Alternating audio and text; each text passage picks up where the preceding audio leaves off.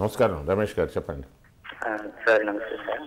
నమస్కారం సార్ నాకు ఎక్కువగా ఏంటంటే కోపం చిరాకు వస్తుంటాయి సార్. ఇది ప్రొఫెషనల్ లైఫ్ లోనే ఒక client half an hour late గా వస్తానన్నా సరే వెయిట్ చేయగలుగుతున్నాను. ఫ్యామిలీ లైఫ్ లో వచ్చినప్పటికీ ఈ ప్రాబ్లం వస్తుంది సార్. ఫ్యామిలీ లైఫ్ లో వైఫ్ తో కానీ క్లోజ్ రిలేషన్ వాళ్ళతో కానీ చిన్న చిన్న మాటలు కూడా కోపం చిరాకు వస్తుందండి. ఇది ప్రొఫెషనల్ లైఫ్ లో వెయిట్ చేయగలుగుతున్నాను కానీ వైవాహిక బంధం ఈ మధ్యన మా వైఫ్ తో కూడా నాకు చాలా ప్రాబ్లమ్స్ వచ్చాయి. ఇప్పుడు ఇద్దరు దూరంగా ఉంటున్నాం. ఈ కోపం చిరాకు ఈ షార్ట్ టెంపర్ అండి ఎలా తగ్గించుకోవాలి సార్? వెరీ గుడ్ అండి. మీరు నిజానికి ఇక్కడ ఇప్పుడు చేస్తున్న పనిని కొంచెం రివర్స్ చేయండి చాలు. ఈ క్లయింట్ తోటి కోపంగా ఉన్నా పర్వాలేదు, ఈ క్లయింట్ కాకపోతే ఇంకో క్లయింట్ వస్తాడు. కానీ వైఫ్ తోటి కోపంగా ఉంటే ఇంకో వైఫ్ని తీసుకురావడం కష్టం అవుతుంది. పైగా మిమ్మల్నిగా ప్రేమించేది కేవలం కుటుంబ సభ్యులే.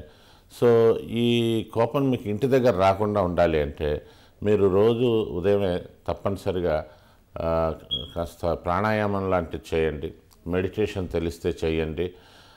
మీరు తినే ఆహార పదార్థాలు కొంచెం అందులో ఈ మసాలాలు తగ్గించండి. ఉదయం లేవగానే 2 గ్లాసులు నీళ్లు తాగండి. కోపం వచ్చినప్పుడు ఆ ప్లేస్ నుంచి పక్కకు వెళ్ళిపోండి, లేదా ఇలా పైకి చూసి అదే గదిలో స్కై వాకింగ్ చేయండి. అనేక ఇవి ఉన్నాయి. ఏమీ లేకపోతే కోపాన్ని వాయిదా వేయండి. మనం వాయిదాలు వేయడం మనకు అలవాటే కాబట్టి. ఎందుకంటే గుర్తుపెట్టుకోండి, క్లయింట్కి అతను కాకపోతే మనం కాకపోతే ఇంకో దగ్గరికి వెళ్తాడు. కానీ భార్య ఆమె ఎక్కడికి వెళ్ళదు. బట్ మీరిద్దరూ ఉండి రిటైర్ అయ్యేదాకా ఒకళ్ళ మొహాలు ఒకళ్ళు చూసుకోకుండా దూరంగా ఉంటూ దానివల్ల పిల్లల్లో కూడా అసహనం మొదలవుతుంది. దాంతో మొత్తం ఫ్యామిలీ రూయిన్ అయిపోతుంది. మీరు కంట్రోల్ చేసుకోవడానికి ట్రై చేయండి. నవ్వుమొహం అలవాటు చేసుకోండి. పట్టభద్రుని గారు మీరు ఇంతమంది అన్నారు భావోద్రేకాలను జయించాలని. ఒక అనుకున్న లక్ష్యం సాధించాలో కళ సాధ్యం అవడమో ఒక సంతోషం అనేది ఉంటుంది. మరి ఆ సంతోషం వచ్చినప్పుడు అలాగే ఏదైనా పెద్ద విషాదం జరిగినప్పుడు ఎందుకు అణుచుకోవాలంటారు? అణుచుకోవడం వల్ల మనకు వచ్చేది ఏంటి? అణుచుకోవడం వల్ల ముందు ఆరోగ్యం బాగుంటుందండి. స్థితప్రజ్ఞుడు అంటారు చూడండి. అంటే సంతోషమైన విషాదమైన వాటిని ఒకే రకంగా యాక్సెప్ట్ చేయడం అనేది.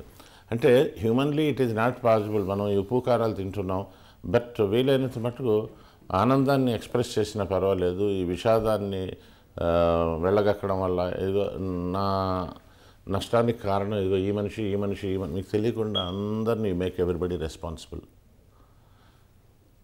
వీళ్ళందరూ మీకు దూరం అయిన రోజుని అసలైన విషాదం ఏంటంటే ఏకాంతంగా ఉండడం అండి. దానిని మించిన శిక్ష లేదు. సో ఇక్కడ కొంచెం ఆలోచించి నేను అందరినీ దూరం చేసుకుంటున్నాను ఈ కోపంలో, ఈ ఆవేశంలో, ఈ ఉద్రేకంలో అనేది ఆలోచించి నా వాళ్ళుగా నేను కొంతమందిని నేను చూసుకోవాలండి. ఇప్పుడు ఈ రోజుని మనం పేపర్లో చూస్తాం, ఒక మనిషి హత్య జరుగుతుంది. జరిగినప్పుడు ఆ కుటుంబ సభ్యులు ఇతని కారణం మొత్తం 30 మందిని అన్నారనుకోండి, తనకంటే ఎవరు ఉండరు. సో కామ్గా ఉండాలి, ప్రశాంతంగా ఉండాలి, దైవ ప్రార్థన చేయాలి, అనాలిసిస్ చేసుకోవాలి.